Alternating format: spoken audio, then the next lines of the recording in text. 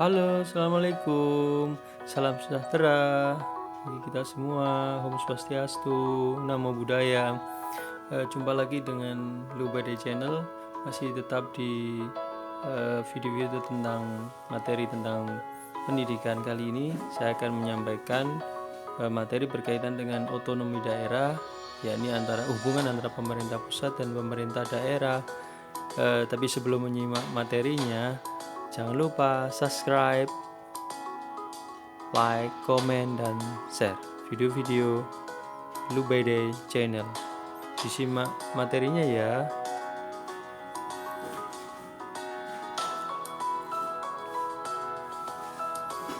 Hubungan pemerintah pusat dan pemerintah daerah menurut Undang-Undang Dasar 1945. Saya akan mengklasifikasikan materinya menjadi 4 poin. Yang pertama berkaitan dengan otonomi daerah menurut Undang-Undang Dasar 1945.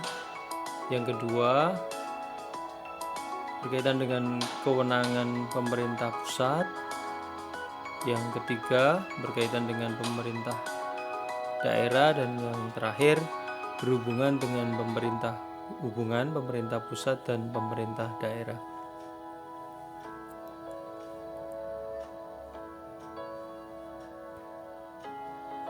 Oke, otonomi daerah menurut Undang-Undang Dasar Negara Republik Indonesia tahun 1945. Untuk pengertian dari otonomi daerah sendiri adalah kewenangan untuk mengatur, mengurus sendiri, atau kewenangan untuk membuat aturan guna mengurus rumah tangga sendiri.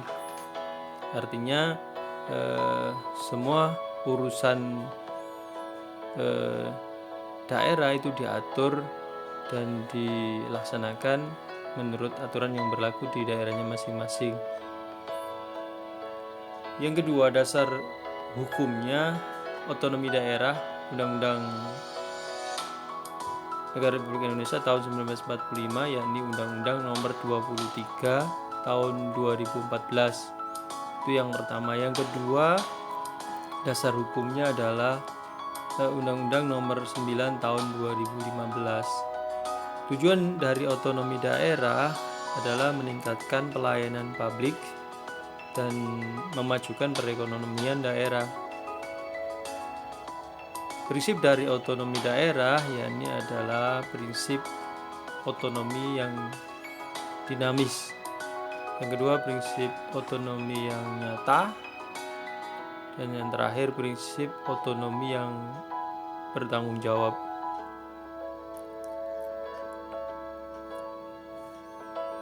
Asas dari otonomi daerah ada 3 ya.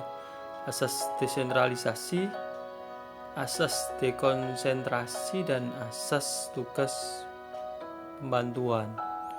Untuk asas desentralisasi adalah merupakan penyerahan kewenangan pemerintahan kepada daerah otonom untuk mengatur dan mengurus urusan pemerintah dalam sistem negara kesatuan Republik Indonesia.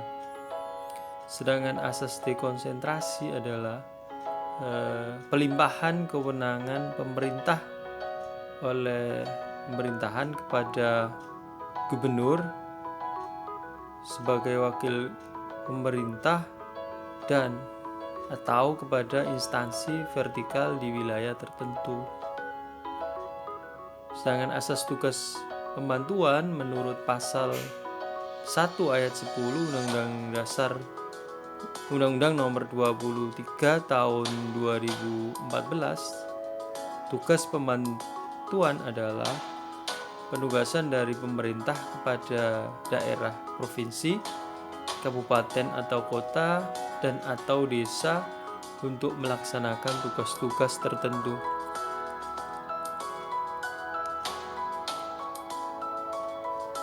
Kewenangan pemerintah pusat. Untuk fungsi pemerintah pusat itu ada 3 klasifikasinya. Fungsi layanan, fungsi pengaturan, dan fungsi pemberdayaan. Untuk fungsi layanan pelayanan itu dilakukan tanpa diskriminatif pada semua orang yang memiliki hak yang sama. Kemudian yang fungsi pengaturan itu menyediakan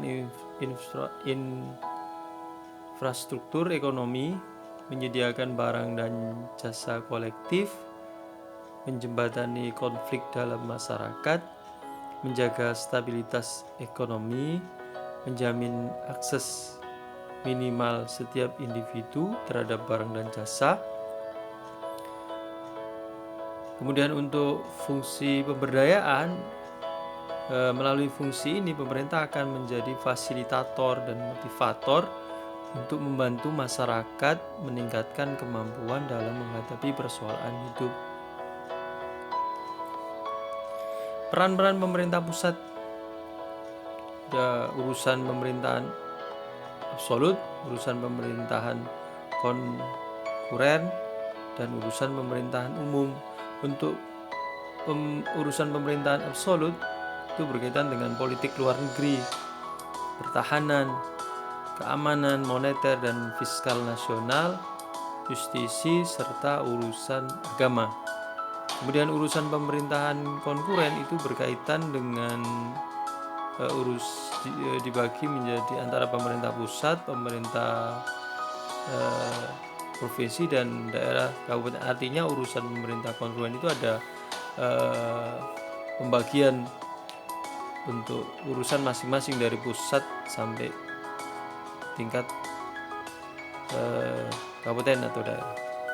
Untuk urusan pemerintahan umum menjadi kewenangan presiden sebagai kepala pemerintahan.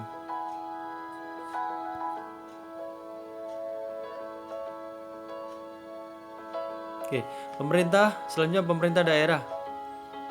Aspek kewenangannya adalah ada pembangunan, tata ruang, ketertiban umum, sarana dan prasarana umum, kesehatan, pendidikan, lingkungan hidup, ketenaga kerjaan, dan masalah ekonomi. Itu untuk kewenangan pemerintah daerah, aspek kewenangannya.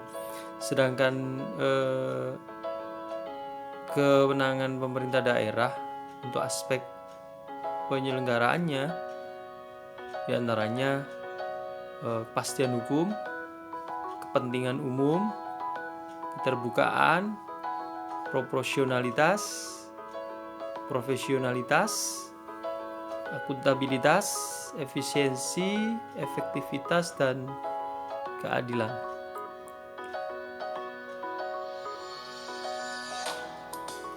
Satuan-satuan khusus dan istimewa pemerintah daerah hampir dari Sabang sampai Merauke,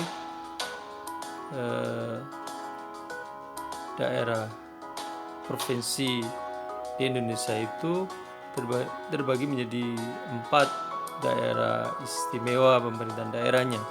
Yang pertama daerah khusus Ibu Kota Jakarta atau disingkat dengan DKI. Kemudian daerah istimewa Yogyakarta atau DIY. Kemudian ada Provinsi Aceh, dan yang terakhir ada otonomi khusus Papua.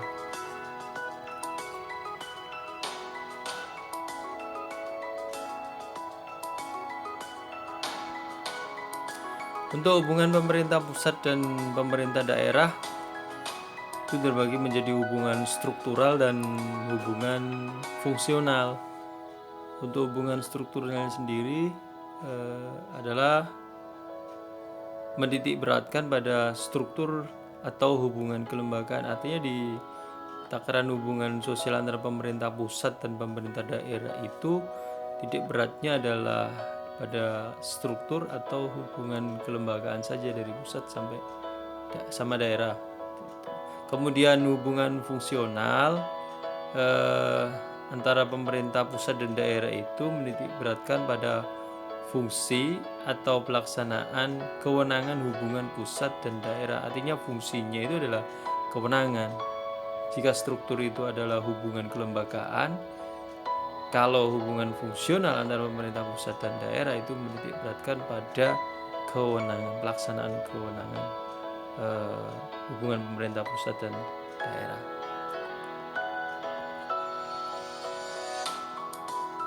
Contoh hubungan pemerintah pusat dan daerah. Yang hubungan struktural itu adalah hubungan eksekutif dengan pemerintah daerah. Artinya hubungan struktural eksekutif itu ya presiden dan wakil presiden dibantu para menteri itu dengan struktur kelembagaannya langsung ke pemerintah daerah, baik di tingkat provinsi maupun di tingkat kabupaten atau kota. Hubungan struktural pemerintah pusat dan pemerintah daerah dalam membentuk perangkat daerah, artinya perangkat daerah tetap tidak meninggalkan struktur kelembagaan yang ada di pusat. Kemudian hubungan fungsional pemerintah pusat dan pemerintah daerah terletak pada visi, misi, tujuan dan fungsinya. Artinya dari hubungan pemerintah pusat daerah secara fungsional itu tetap untuk visi, misi, tujuan dan fungsinya dari provinsi, kabupaten maupun kota itu tidak meninggalkan visi, misi, tujuan dan fungsi dari pemerintah pusat.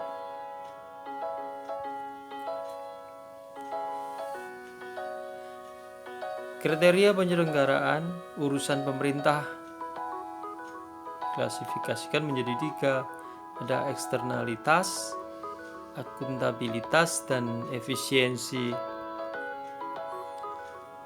Untuk yang eksternalitas itu adalah merupakan penyelenggaraan urusan pemerintahan ditentukan berdasarkan luas, besaran, dan jangkauan dampak yang timbul akibat penyelenggaraan suatu urusan pemerintah. Deskripsi dari urusan penyelenggaraan urusan pemerintah berikutnya adalah akuntabilitas, yakni bertanggung jawab penyelenggaraan suatu urusan pemerintah itu ditentukan berdasarkan kedekatannya dengan luas, besaran, dan jangkauan dampak yang timbul akibat penyelenggaraan suatu urusan pemerintah. Artinya di situ ada pertanggungjawaban secara baik itu secara moral maupun secara material menurut Undang-Undang Dasar. Yang terakhir berkaitan dengan kriteria penyelenggaraan urusan pemerintah ada efisiensi, yakni penyelenggaraan suatu urusan pemerintahan ditentukan berdasarkan perbandingan tingkat daya guna paling tinggi yang dapat diperoleh. Sekian, terima kasih materi dari LUBD Channel tentang otonomi daerah, hubungan pemerintah pusat dan pemerintah daerah. Jangan lupa simak materi video-video berikutnya dari LUBD Channel. Jangan lupa subscribe, like, komen, dan share video di LUBD Channel. Terima kasih.